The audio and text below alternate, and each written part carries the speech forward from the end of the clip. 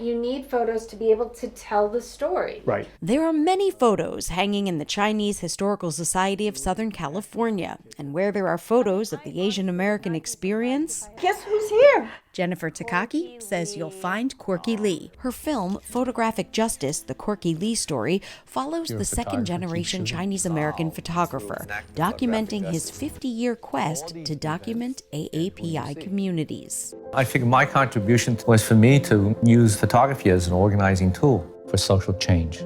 It began, Jennifer says, when Corky was in middle school and saw a photo taken at the completion of the Transcontinental Railroad. What stuck with him was the absence of Chinese Americans, thousands of whom lost their lives building the railroad. And I decided that I should do something about it.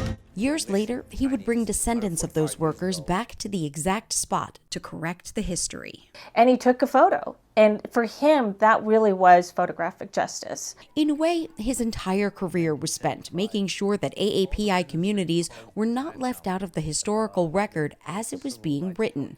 In the 70s, he was part of the Asian Media Collective, or AMC, documenting political movements and protests against police brutality. Following 9/11, he spent some time at the World Trade Center site, making sure the contributions of Asian American firefighters were remembered. For Corky, everything is about representation, and so what was important to him, right? You know what this is, Susan. Yes. It represents, we are part of the American fabric. Yes. To that end, his lens wasn't just focused on major events, but also the day-to-day lives of everyday people. People who Eugene Moy of the Chinese Historical Society says have struggled not just to find their place in history, but in America.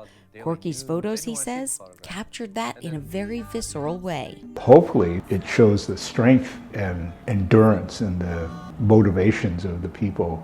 Jennifer had been working with Corky on the documentary when the pandemic hit. Even then, in his 70s, he was out on the streets covering Asian American hate crimes.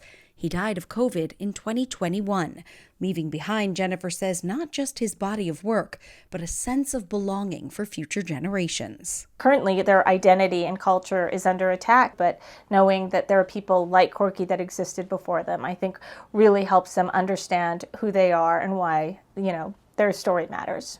A story in photos taken by an artist with a singular focus. Asian Americans in New York City for 50 years. Thank you for watching our YouTube channel. For more stories in your communities, click the subscribe button right here. You can also download our app or watch us on TV for the latest information, balanced coverage, weather updates every 10 minutes, and more. We'll see you then.